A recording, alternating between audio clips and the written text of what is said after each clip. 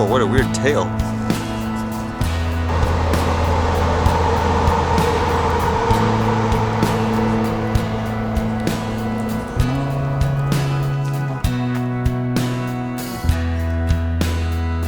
Okay, I got this in my email today. I guess it's going to be more rampant since that deadline for commenting about the remote drone IDs in the US is coming soon with the FAA. This one here says, comment deadline approaching. FAA proposed rulemaking on remote ID.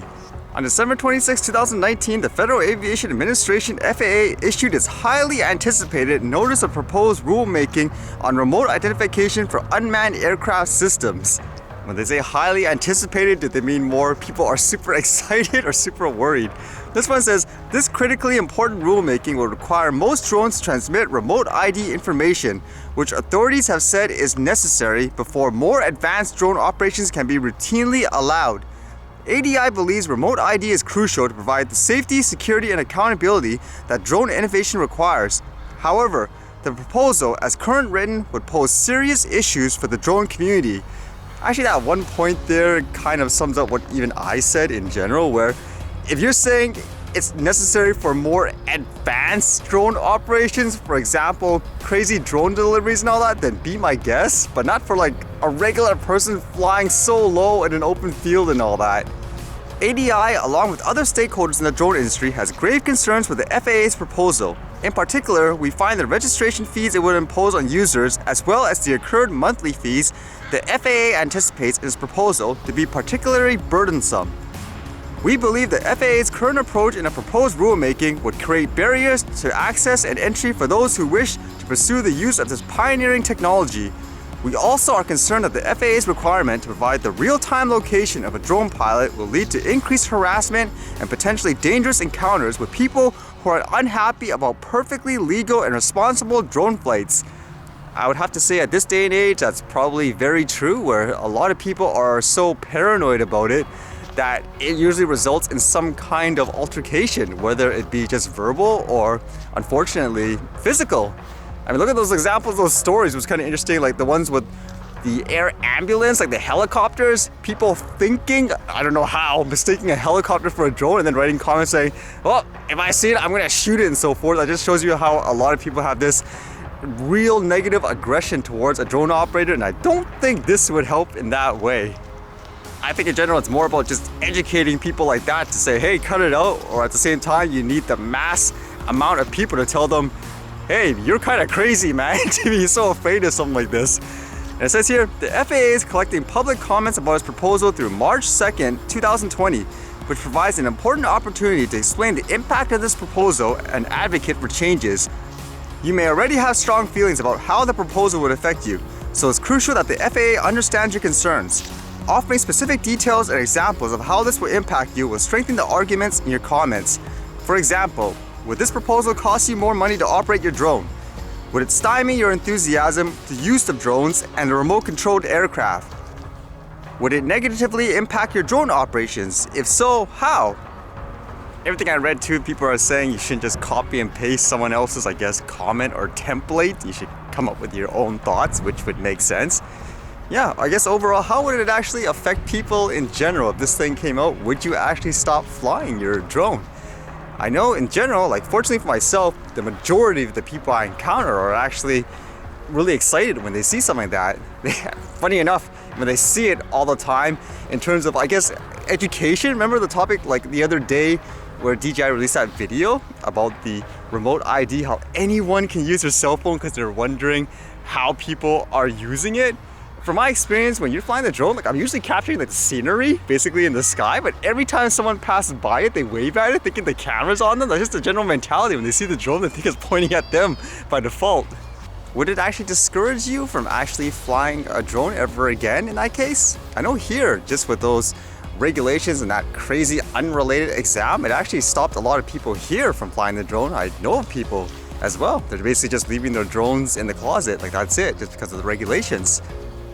It makes me think of that one line too, saying advanced operations need these types of, I guess, procedures or tracking ID. Be my guest. If it's that type of complex operation, govern them that way. You don't need to govern people who do it recreationally for fun in such a safe way. And then I read this, I didn't know if it was a prank at first, or basically it's kind of like those parody news sites. This one says coronavirus. Hong Kong police on a roll as third suspect in toilet paper heist flushed out. Yeah, so apparently deals with people stealing massive amounts of toilet paper. It says, man was picked up during a raid at guest house at Sai Yi Street the day after the supermarket staff were robbed at knife point early Monday morning. Hong Kong has been gripped by panic buying since the coronavirus outbreak as spooked residents snap up essentials such as rice and tissue paper. So I guess it's one of those supply things, as they say, just due to fear. Like anything else, I suppose. Things like earthquake, then everyone's going to be going to the supermarket and buying everything. Says another man has been arrested in Hong Kong for his role in a bizarre toilet paper heist outside a Mong Kok supermarket as a gang aimed to clean up during a run of panic buying in the city, sparked by deadly coronavirus. So that's more about, I guess, dirty business. Like they buy everything, then there's no supply, then everyone's gonna freak out, and I guess they resell it at a huge margin, so to speak. Crazy people in the world who want to take advantage of people every opportunity they can, huh? It's not sad in that way.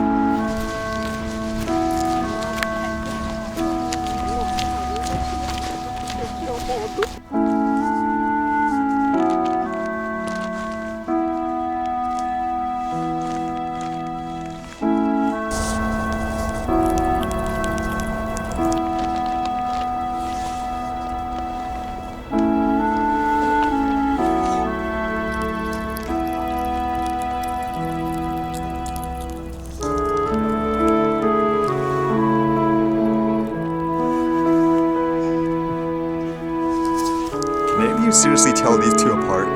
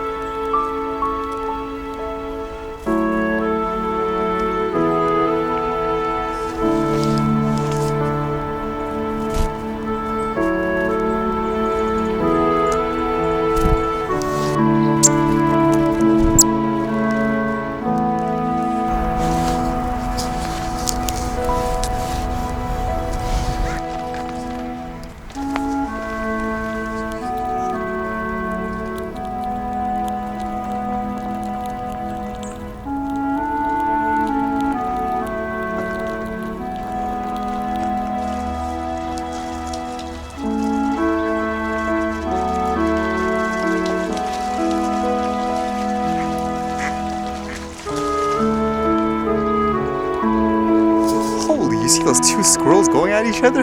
I think that's the frisky mode.